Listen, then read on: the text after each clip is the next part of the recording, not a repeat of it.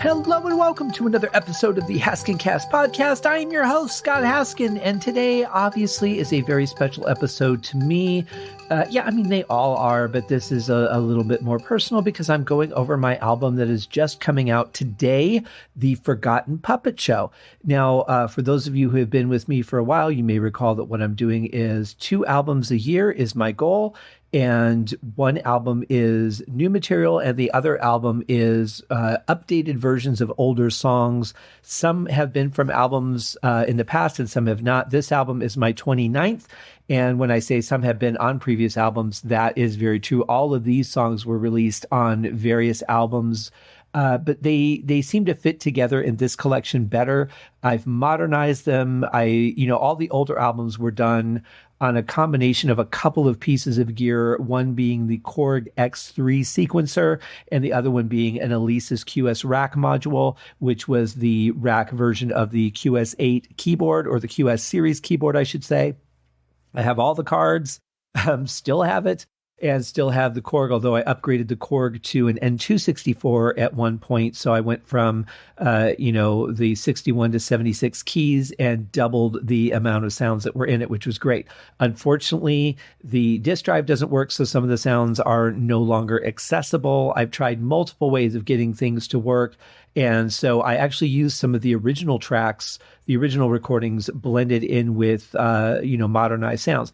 Now, a lot of the sounds I replaced with newer sounds, things that sound better, things that are cleaner. But some of the older sounds I kept as well that really made the characteristics of the song. It's really some tough decision making doing these remake albums, because I want to keep the integrity of the original song, but I want it to be in the quality of, today's sound.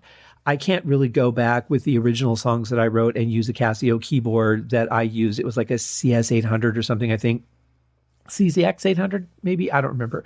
But, the sounds are just so cheesy. I could never release anything like that now unless it was done as a bonus track or archive, found archive track or something like that.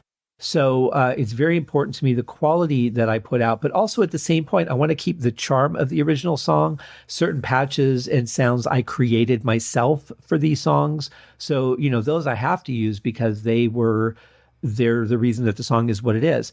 But let's say like I used a violin or something on the Korg, and I can actually use like a real violin sample now, that all that stuff was upgraded. The songs were also reproduced. So some of the songs are a bit shorter. Some of them are right about the same time, but they've been reproduced because in the old days, I was very repetitive as a composer. I really enjoyed playing this part, and I didn't want to never play it again. So I just kept playing it and making the songs longer and longer. And that was pretty pointless, I was probably the only one that enjoyed the songs being as long as they were. So I've cut down a lot of those things as I've done on the previous albums. Dreamscape, I had to make some really tough decisions on that, as I did on this one. And I'll point those out where the times are vastly different. But these are tough projects because it's really riding that line for me. And I literally am probably the only one that would even notice all of this stuff, because most people, this is the first time they're going to hear these songs. So for them, it's the first presentation. They're not going to be comparing it to the originals. So this is really just, me wanting to present it in a way that I feel is the best way to present it. And for the listener, it's just a new experience anyway. So that being the case, these were just some really fun songs from a really interesting period in my writing. I was being very experimental, trying a lot of different things, and really looked back on some of this stuff and went, I really kind of can't believe that I wrote this. Not that it's anything necessarily spectacular, but just thinking of where my skill level was at the time, or where I thought it was at the time, and going back and listening to some of these, like the bass line on the first song that we're going to talk about is a perfect example. I still can't believe I wrote that bass line. I was never, well, I shouldn't say never, because apparently I was at times, but I wasn't a huge bass person. I was like, well, you have to have bass guitar. It's pretty much just root notes, maybe a little fill in here and there, very simplistic, but for some reason, there's a couple songs on this album that have a really good groove to them. So it could have just been my influences.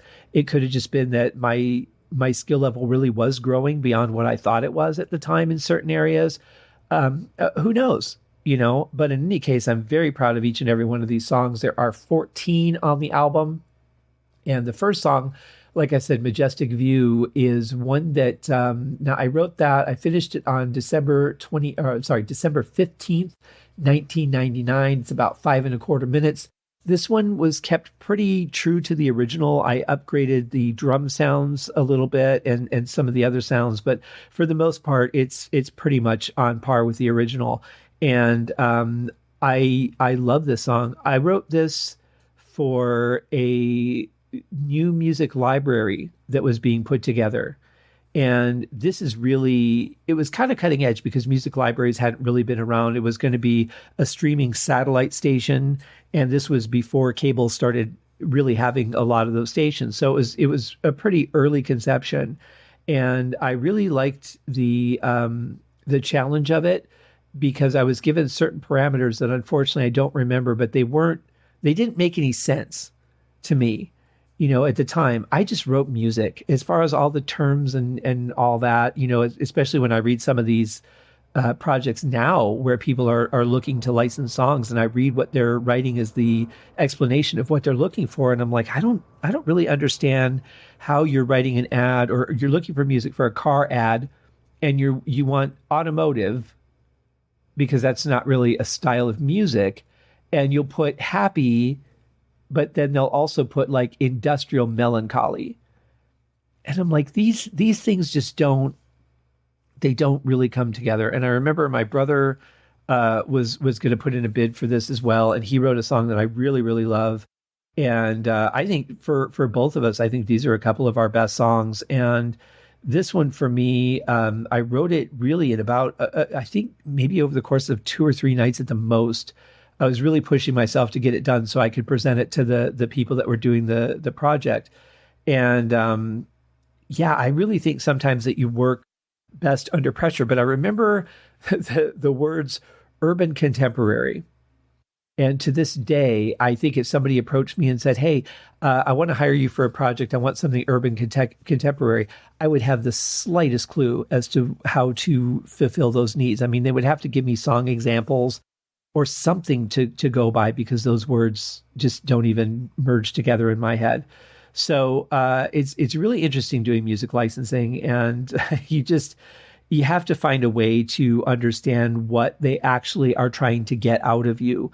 And a lot of times, they throw out words like hashtags. People throw out hashtags that kind of make sense on one level, but the people that are probably going to be searching for that hashtag really aren't looking at all for what you're doing.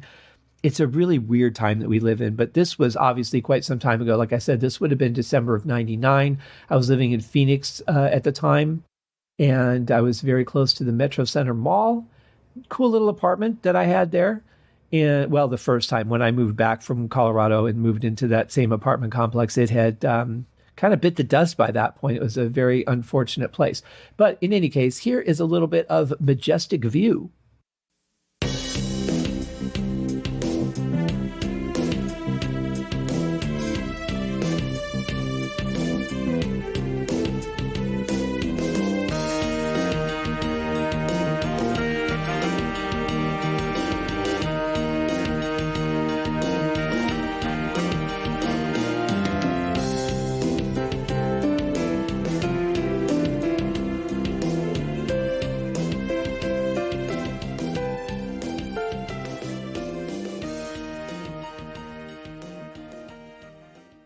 What's really interesting was I had thought about getting a live bass player on this one and, maybe working with them or having them write something that kind of, was like this, but maybe just better.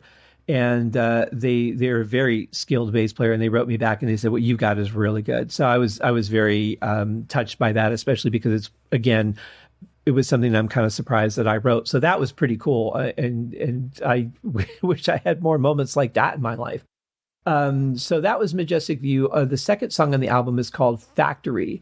And this was kind of going along the idea of just thinking about like a high volume industrial facility and the drive of the machines to pound out whatever the products are, and just kind of taking a bit of a walk through there and experiencing that intensity. And of course, being a drummer, I'm very percussive, and so it's really built based around percussion. But it came from this sound I was playing around with writing, just tweaking little things, and came up with the opening sound. And I thought, wow, that's really cool. I want to do something with it. And then I just started working with the percussion. And then the visual kind of came together. So the music started to develop first, if I remember right. And then, then the vision for the song. And then obviously the rest of the song came together after that. But it's one that for me is just a lot of fun. It's very percussion heavy, but it still has that good element of synth in it. So here is a little bit of Factory.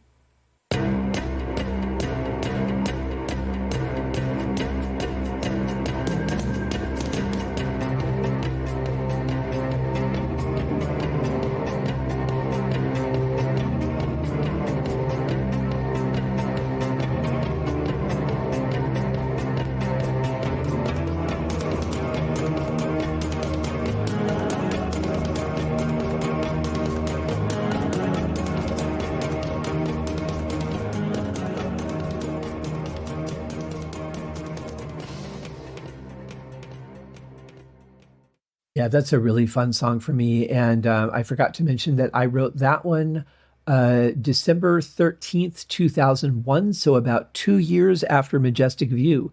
And that's going to pretty much be the range. There's some that are earlier, but that's going to be the basic range for where this album comes in at. Some in 2000, some in 98. And hopefully, if I remember, I'll let you know when all those were. But yeah, time-wise and everything, the new version's about 4 seconds longer, but that's about it. Everything's pretty much on par with what it was originally. I did make a few adjustments, but not a whole lot, because I think, that one was pretty modern as it was. I didn't feel the need to upgrade it, if you will. The next song is called Exploration. And this is about 10 seconds shorter than the original. This was finished on October 27th of 1998. I actually remember working at Pro Sound Music in Westminster, Colorado, and I was working late doing inventories and stuff. And I just decided to take a break, get my eyes off the printouts, with the tearaway edges and all that, doing the inventories. And I went into the keyboard room and I just started playing around on the Alesis QS8. I don't think I had my QSR when I first did this. It would actually be quite a bit later when I actually wrote the song. But I just came up with, I saw this patch and I started playing with it, and I really liked it and just kind of started playing with it and seeing what it could do melody wise. And then I remembered it. I think I probably wrote it down, what it was, because I knew I was going to get the QSR. And so I wrote it down so that once I had it, I could start working with it. And that's what I did. I think the patch was called Pitchbot, if I remember right. Kind of a real heavy synthesized arpeggio, but a pretty cool patch, I think. And that was how I built the mainframe of the song, was with that opening synthesizer that you hear. There's a couple of different layers of it, and then added the percussion and then the bass and the synths and everything else. Is a lot of fun. There's some fun solos on it that I really enjoyed. I love playing keyboard solos. They kind of give you the context. Here's the palette that you're painting on. Here's basically the backdrop, and now go fill it in with some color. And so there are a few fun solos on this album for me, but the ones in Exploration I think are some of my favorites. So here's me with what I did in October of 1998. God, it's 2001 now, almost 2002.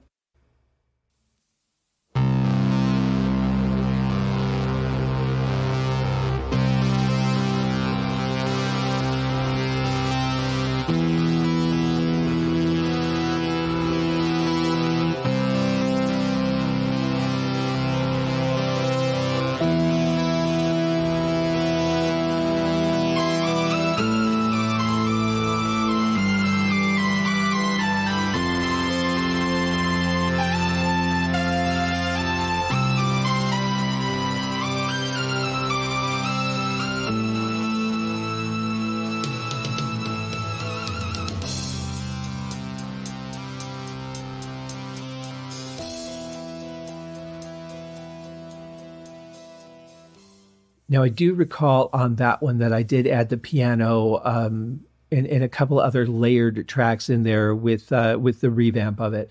But for the most part, it pretty much stayed the same. Most of the synth sounds actually are the same. I think there's a couple I interchanged with ones that were very similar, but I thought slightly better sounding.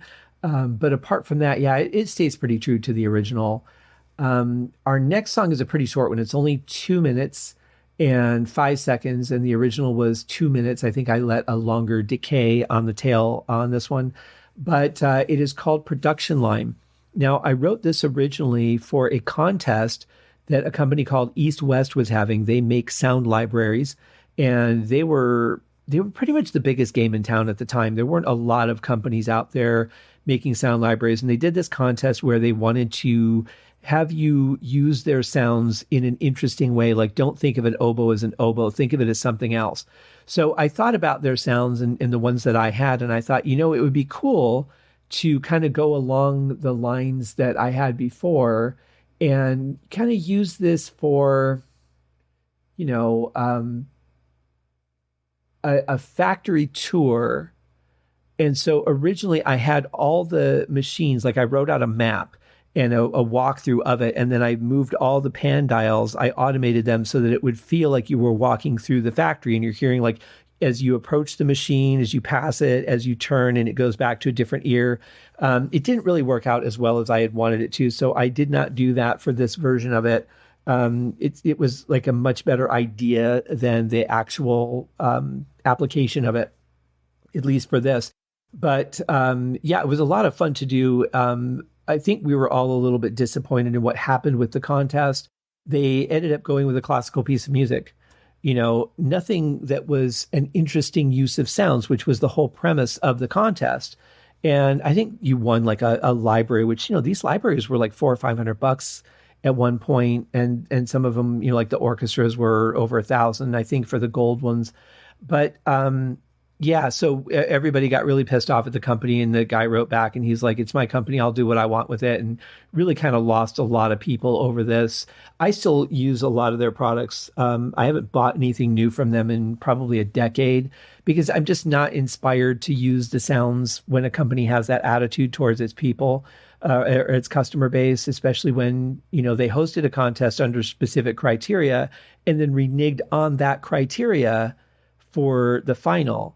And it was a beautiful piece of music, don't get me wrong, but there was nothing interesting about the way that they used the sounds. Whereas I'm using percussion sounds as a factory and had a little bit of orchestral sound in the background as well. But I'm going to quit talking about it and just let you hear a little bit of it. Here is Production Line.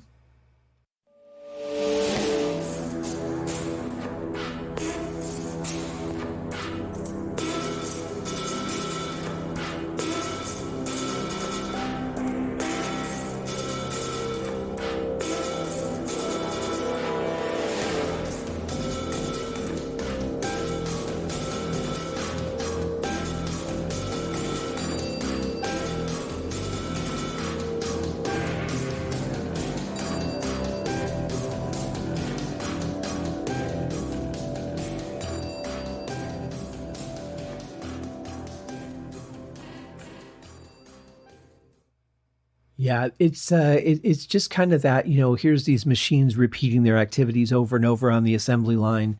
And it was a lot of fun to write. The contest, I think the max on the song was 2 minutes. And so I pushed the envelope a little bit on that and put it right at 2 minutes. This one, obviously, I'm not restrained by contest rules. So I let it, I let the end of it go a little bit longer than I did. I think I had to chop that pretty harsh to hit the exact 2 minutes in the original. But I also want to point out, you will hear some clicks and pops and things throughout the course of the album. That is because I use the Abbey Road vinyl waves package to sort of give it that, reel to reel warmth. And I put a little bit of that in there because I really kind of wanted it to have that feel. The synths, a lot of them, they're just cold out of the box. They sound good, but they're kind of cold. And, you want the album to have a warmth to it. And this is something that I really worked hard on for this album with the algorithm that I created to get this sound. And it's a little bit EQ, a couple of plugins, but mainly just to give you that feel. And I just thought that was a nice addition to have it feel a little bit more vintage and a little bit lo-fi, while I'm at it. So that was a bit fun for me. Now, the next song is the fifth song on the album. It's called Virus. This, ironic, it's coming, I decided to put it on this album, right? I wrote this, I finished it October 14th, 1998. And this one is right about the same time as the original. This is one that I remember I had at one point 102 fever. And it was one of the only times I ever took a half day off work when I worked for the music store. I actually went home sick a half a day just because I thought if I don't start letting my body heal a little bit, it's not going to go away and I'll end up in the hospital. So I remember coming home and I tried to lay down, I tried to sleep and I just couldn't. My head was pounding. So of course, what do? I turn the keyboard on and I start playing around with sounds and came up with the basic structure of this. And then I finished it, I think a couple of weeks later after I felt better. I was in a position to, get it going, but not really of a clear enough mind to be able to finish it properly. So I didn't want to write a bunch of things that I was going to hate and then not finish the song. So I kind of just got it all set up and then I walked away from it for a couple of weeks until I felt better. And then I came back. I'm like, oh yeah, there was this thing I started working on. And this is again, one of those songs that was inspired by me getting the Alesis QSR because most of the sounds come from that. And, I'd had the Korg for a long time, so I was really used to all the sounds that were in that. And then I get this Alesis product and I've got a few hundred brand new sounds. Everything's just kind of like, oh, wow, I could do this or do that. I mean, just based off the inspiration of the sounds alone, I could have written hundreds of songs if I had the time to write hundreds of songs. But this is one that was definitely a product of that. There's some really cool solos in it. This is another one that I really dig the bass line on.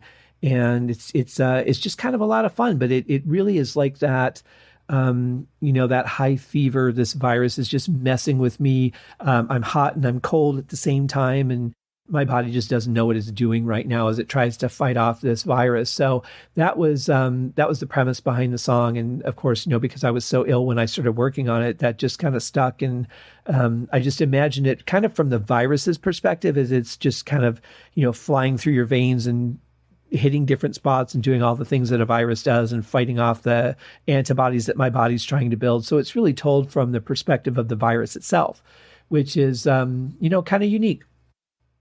So the next song we've got on the album is called Queen's Dance. I actually finished this on Christmas Day of 1996. I remember that very vividly. The song is actually about 12 seconds longer. I added a little bit more to the end and added a few other things in between, some additional percussion tracks, cut out a little bit of the previous percussion, changed a little bit of the sounds. So this one did get a bit of an overhaul, but the whole thing came from me jamming on the keyboard on a steel drum patch and came up with the just the main, I guess more like the melodic rhythm of the song than anything else, because it's very simple.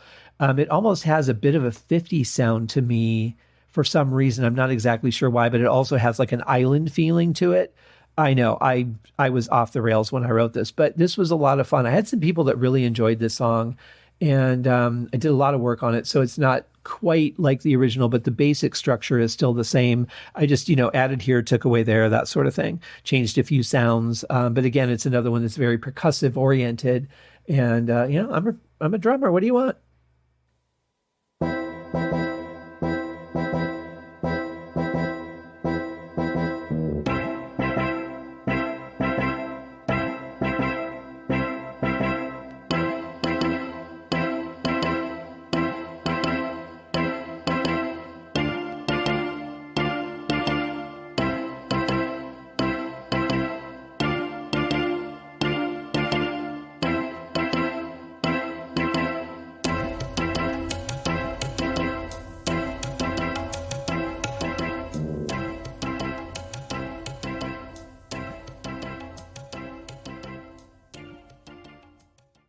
That little percussion you heard there at the end of that clip, that's all new. It does sound from the opening that it's a little repetitive, and the background is, but there's a lot of layers that come up and just keep adding to, and sounds changing things throughout the song. So it's kind of a lot of fun. I kind of remember the visual as like people dressed in sort of Egyptian garb. And then I was like, no, it's more island. And they're just wearing like very relaxed, clothing that's tied together with a bark, from a tree or something. And they're all performing, trying to, impress and make this queen happy. And so, yeah, it's kind of fun. And then in my mind, in the end of the story, she joins in and dances with everybody in the last celebration. And this is one of those songs that I wrote that falls into what I call the party song category, not because it's like a festival or celebration, but because the music at the end just kind of feels like everybody's like together and dancing together, or, arm in arm together, enjoying this moment that's never going to happen again. This event, this reunion, whatever the gathering is. And so when you have that feeling where you're like, I kind of don't want this to end. I just want this to go on and ride it out until I pass out, or until there's no light left anywhere to keep the party going. And for me, this is one of those songs. It just has that feel to it. And I do have an idea for a podcast I might do down the road where I actually just kind of go through all those songs that I can think of that are those party songs, to give a more clear definition and examples of what I'm talking about when it comes to that. Had a couple of those on the Uriah Heep podcast as well. So they're a lot of fun. Our next song is called Try Again. And this is really cool because I really like this song. This is another one I thought the bass was pretty cool. And it started out on piano, just playing around on a piano and then coming up with the opening melody and developing the song around that. But my friend Dave White, who is the social media director for Uriah Heep, he handles their website. He handles McBox's website. He does all the postings on Twitter and Facebook, at least most of them. Every once in a while, the band will pop in and post something. But he does all of that. He doesn't handle Instagram, but Facebook and Twitter he does, and plus the websites. He's a very, very busy guy, but he's really cool. He's been on the Uriah Heep podcast a bunch of times. And he said when I was putting the album together, he goes, well, hey, if you need any, guitar work or anything, let me know. And when I went, after I had picked all the songs that were going to go on this album, I thought about this one and I thought, this could maybe benefit with something. And I don't have any ideas right off the top of my head. I hadn't really sat down to work with it yet. I just thought, let me send it to Dave and see if it's something he'd be interested in working on. So yeah, he liked the song.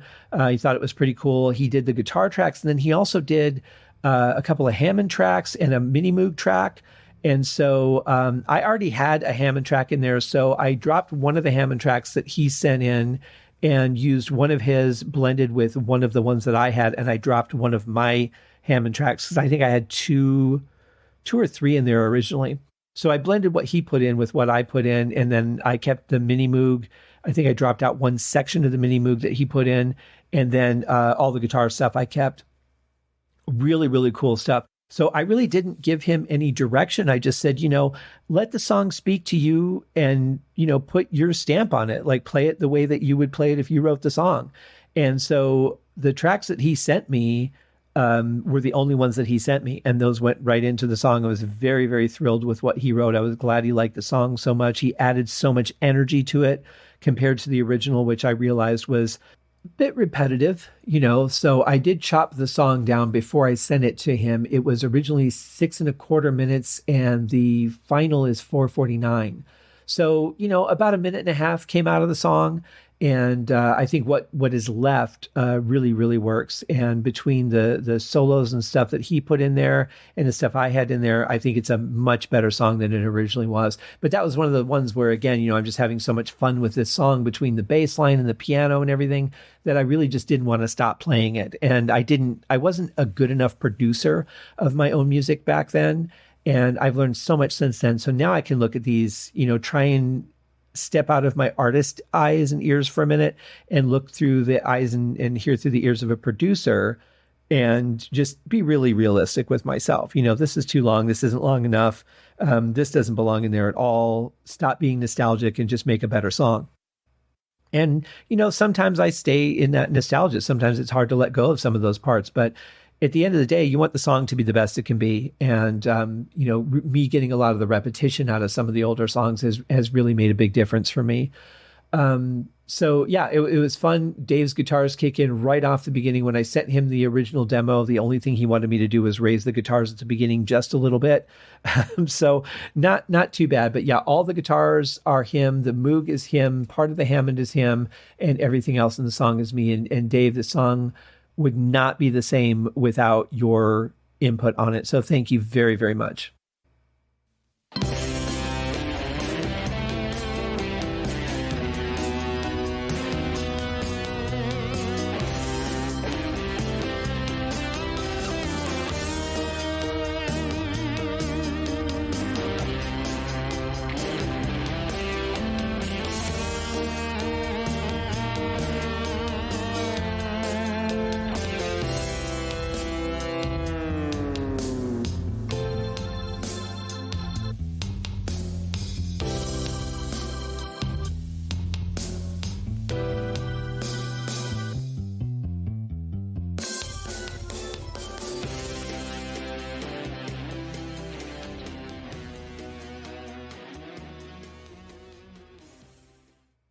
Next up is a song called Beneath the Surface. I finished this one May 1st of 2000. And this was it was based on the idea of we meet people, we form opinions of people, and they're based upon that first impression, right? We don't really get to know who they are, what's going on with them. We might call up a friend and just want to chit chat, and they might be going through something that's really difficult, but they're trying to hide it. So they just try and have a pleasant conversation. And maybe you miss some of the little differences in their voice or their tone.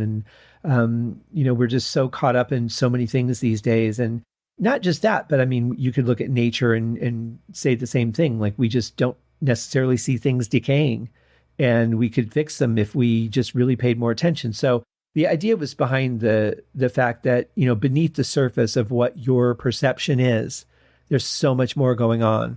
And, people post memes all the time about, you don't know what battles people are fighting. And as much as I get bored with memes, and I'm like, don't just throw a meme out there. If you care about people, reach out to people, start interacting with people. Don't throw a meme up and think it's going to solve all our problems.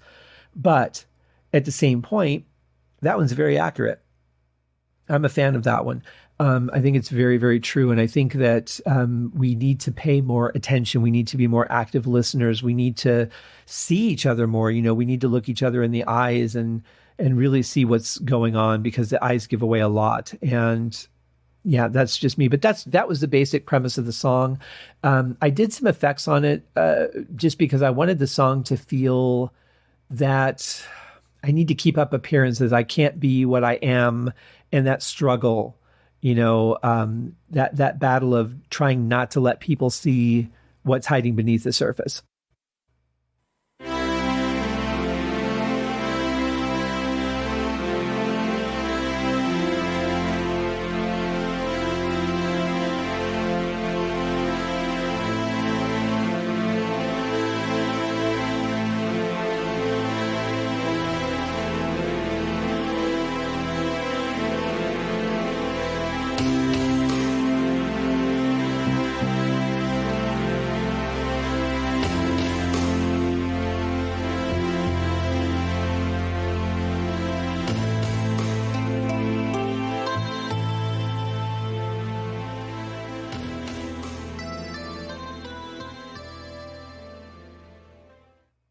This next song is called Rejection, and I finished this one November 16th of 1999, and I really cut this one down. This was 6 minutes and 14 seconds, and the new version is 4:25, so almost 2 full minutes, or a third of the song got cut down. And I know why, because the end of it just went on and on and on, and again, it was like so fun to play and create the tonal palette of this song that I really just didn't want to stop doing it.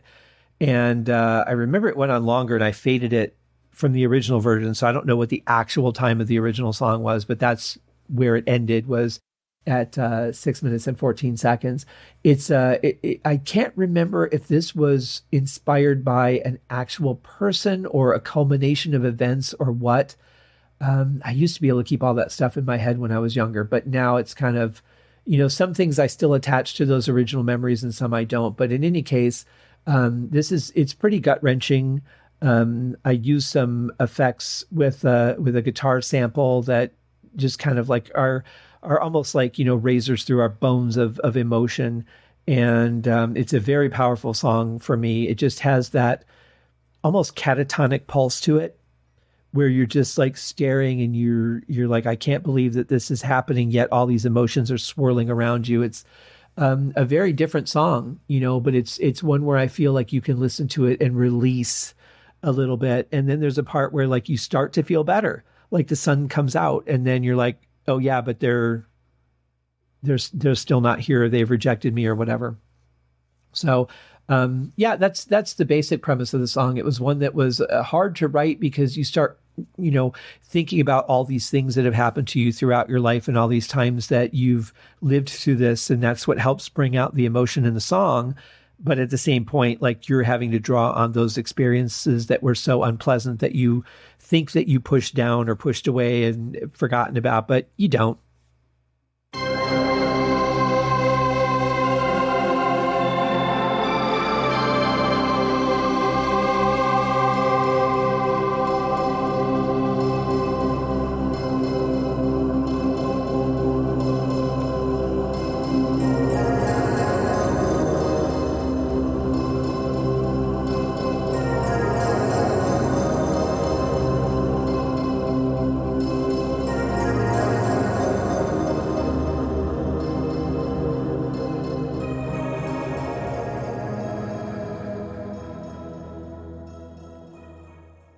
Well, let's get out of the funk that those last two songs have left us in and bring up the joy and the excitement and things with a song called The Smoke Has a Shadow.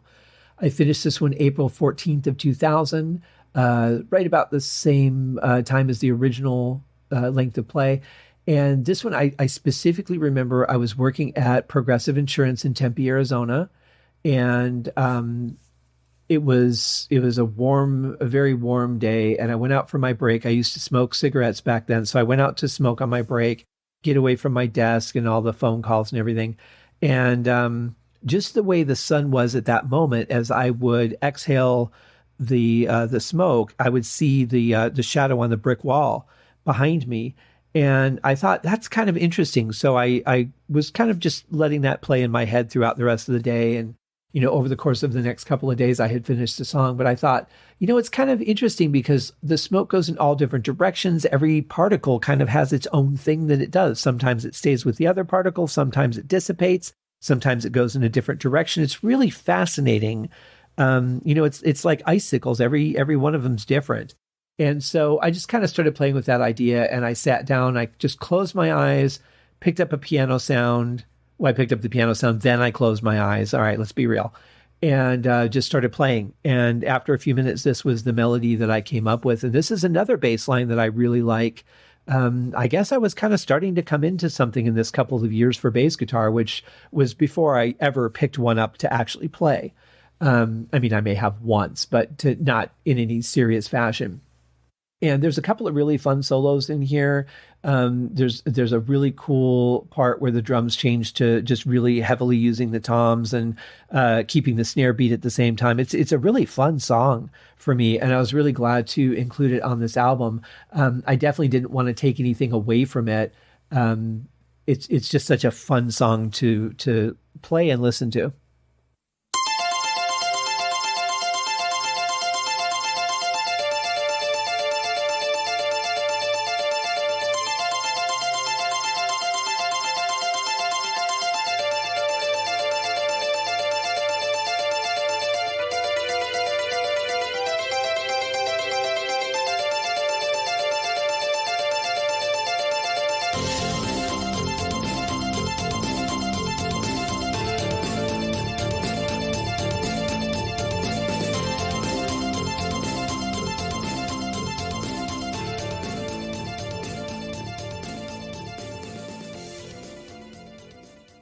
I won't say my fingers weren't a bit tired, because they certainly were. That is an exercise, let me tell you. Fortunately, at the time, I just had the synthesizer, so I was playing on non-weighted keys. That would be much harder on a weighted keyboard or actual piano, because the keys are heavier, so you're going to have to press a lot harder. But of course, people that play piano a lot have much stronger fingers than I do when it comes to piano playing. So the next song, the title track of the album, The Forgotten Puppet Show, this concept was an album originally, and it was called The Forgotten Puppet Show. Some of these songs, like I said, did appear on the original album. It's not a concept album. Certainly with that title, it could have been something, but I wasn't in the zone of writing a concept album at the time I did the original song. This kind of has a emotional story to it, but it's not a concept album per se. But this was just the idea of, these in the days of, ventriloquists and that, we don't really see a lot of puppet shows like we used to. We see character shows. I mean, you think of a guy like Jeff Dunham who has a bunch of puppets, and there's people that do, short films with puppets and stuff. But they're not really that common anymore. They're not to the level that we used to see them. So it's just like a forgotten art. And in a way, it's kind of sad because those puppets are, they're in museums, they're in, people's collections or whatever, but you don't really see that kind of art as much anymore. So that was pretty much where the idea of the song came from. I can tell you I finished this one on June 9th of 2000. So just a couple months after The Smoke Has a Shadow. And this one I did chop down a bit. The original was 6:05, and I chopped it down to about 4.5. So, about a minute and a half cut off of it. That's a pretty good chunk. And it's about 25% of the song. So again, it was just these long out. It was really the ending mostly that I cut down because it was very just long and repetitive and drawn out. And I thought, I can just rewrite this in a way that's much better, much more emotional and to the point at the same time without having to drag it out for so long. So I just pretty much cut off from the time that the main music decays and it's just, piano and a little bit of extra sound, and really just cut that down and rewrote all of that. So that's all new for this version of the song. And here it is. Now the opening sounds I created on the Korg X3. These are not stock patches at all.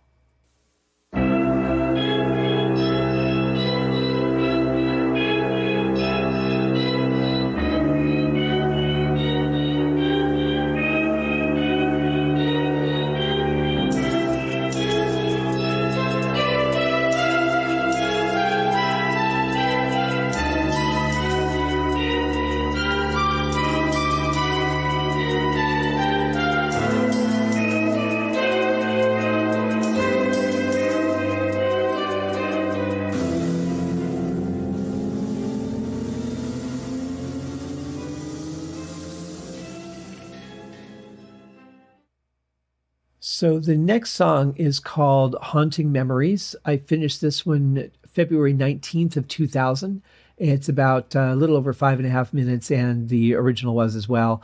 This one, I really loved the sounds on these, did some interesting percussion things, and this song kind of culminates in a blend of different parts. And it just really, I just thought, let me just try it and see if it works. And I overlaid the parts and they really worked beautifully together. And that was a pretty proud moment for me, or a very happy accident, whichever. But I really love this song. It's got such a different feel on the drums. There's some effects on them, obviously. And, there's those memories that no matter how much we try to push away, sometimes they just come thudding back with reckless abandon, and they are determined that we are going to have to deal with them at some point. And that was basically the idea for this song. And I had a lot of fun with this one.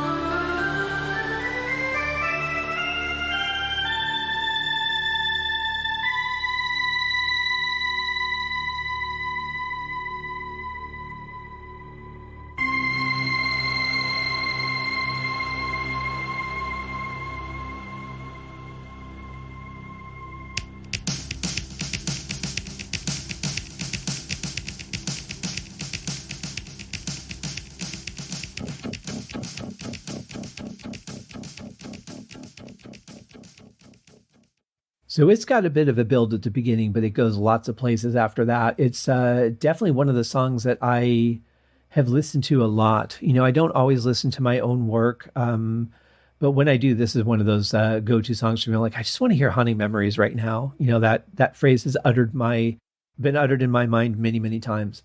As we get into the last couple songs on the album, this one, "The General Perspective." I remember I had left Progressive. I was working at a company called Willis Caroon, which did insurance certificates. And, I've never felt all that comfortable in the corporate world. I mean, I've been reasonably successful as a corporate employee, but it's just, any artist who really just wants to do their art and think that it has merit. It's really hard to work those jobs sometimes. And I remember it was a company that had a real eclectic group of people. It was very, very strange. I remember being sexually harassed by my boss. That was kind of annoying. But this was at the point where I was like, I don't really know if things are going to work here for me in Arizona.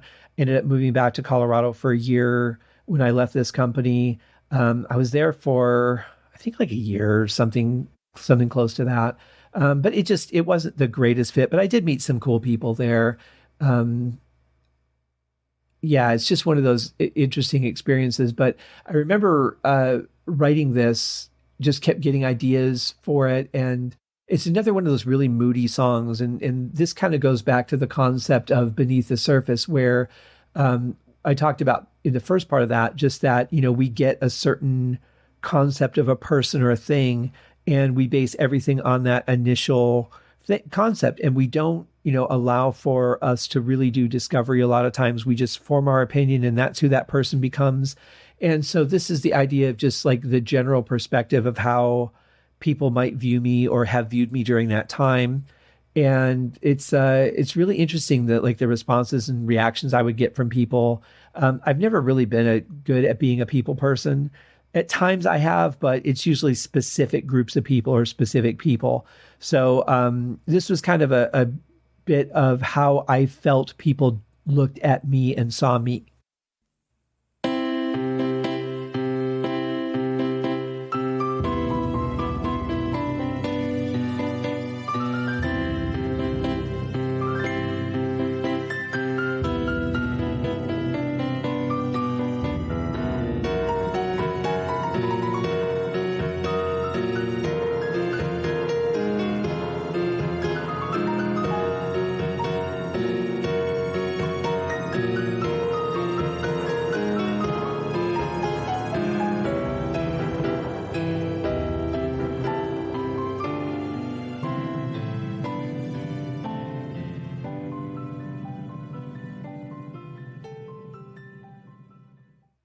I should point out that the timpani in this song was very much inspired by a band called King Crimson and a song called Epitaph. There's some really emotional timpani in that song that I love very much. I've reviewed In the Court of the Crimson King on this show earlier this year on an episode. And I just love that album so much. But that was the idea behind the percussion, was to give it a sort of similar feeling to that. Not sure whether I really did, but I do like the way that it sounds in this song. Again, another kind of, emotional song. One that I really kind of hold dear to my heart. I've listened to this one a lot too. And it's one that I'm very, very proud of, as really I am all of these songs. That one...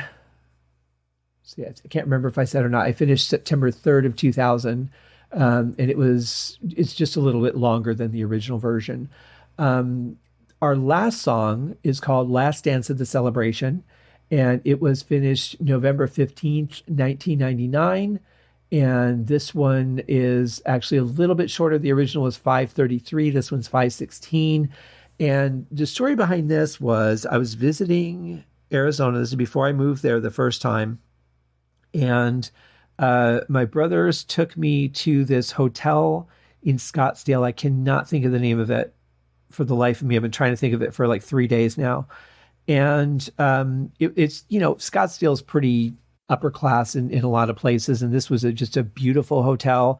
They took me through the back where there's just there's like a large swimming pool and a botanical, like almost like a botanical gardens. It's done that well, but there's also these like there's this area that you can walk through where there's like a lot of individual pools or pools for two people, and there's like Christmas style lighting and everything. It's just a really beautiful, relaxing place. And of course, the whole back is open, and we went when the sun was setting, and there are some beautiful, beautiful sunsets in Arizona. And this would have been over Memorial Day. And I was thinking about it one night, just kind of remembering that place, and just started thinking about, how would I explain that musically? And so that was this song. Just kind of, here's my audio walk through whatever this hotel was. And it was definitely one thing that I still remember very much. I remember how dim the light was from the setting sun. I remember the Christmas style lighting. I remember walking through the area where the individual pools were. Like, it's just a really beautiful place. And I wouldn't mind visiting that again if I could ever figure out what the hell it was called. But in any case, that was something that I really kind of wanted to see if I could put into music. And I feel like I did. I feel like the mood of this really captures that sunset. And the solos are just being wowed by different things that I saw, and the lighting and the atmosphere and everything else. It's pretty amazing.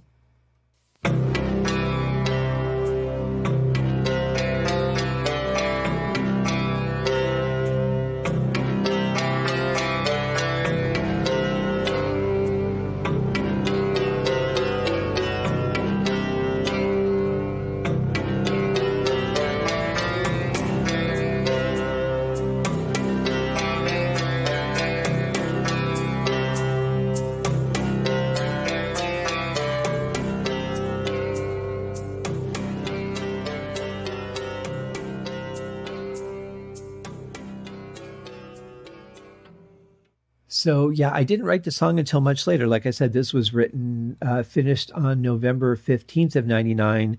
And I think it was 99 or maybe 98. No, it had to be 99. I don't know now. I'm old, but it was either 98 or 99 when I went out for Memorial Day and visited Phoenix the first time and went to that hotel. But yeah, so that's the album, guys. The release is going to be a little bit weird on this one because of the changing distributors, of getting away from CD Baby and starting with Bandcamp. I'm not using the extra pro Bandcamp thing. I'm just using the basic setup for now. So the album will be available on Bandcamp immediately. If you go there right now, the link is in the show notes. You can get the album. I'll also have that link on the website and the link to the website on the show notes. But it will slowly appear into, Amazon will take a little bit longer, but iTunes should be fairly quick. And I'm not sure where all it's going to go just yet. A lot of places will be on Google Play. Lots of little smaller places that I've never heard of or don't really know what they are.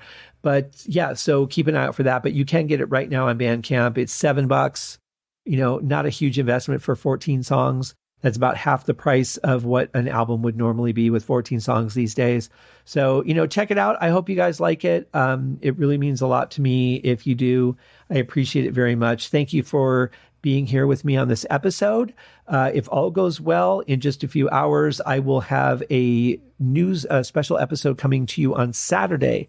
So keep an eye out for that as well. An interview that I've been hoping to do for quite some time and didn't think I would get the chance to. So if all comes together well, then you'll be hearing that interview on Saturday. Thank you guys so much for hanging out with me, for going through this album and my memories and all of that. I hope you had fun, and we'll see you guys in the next one. Cheers.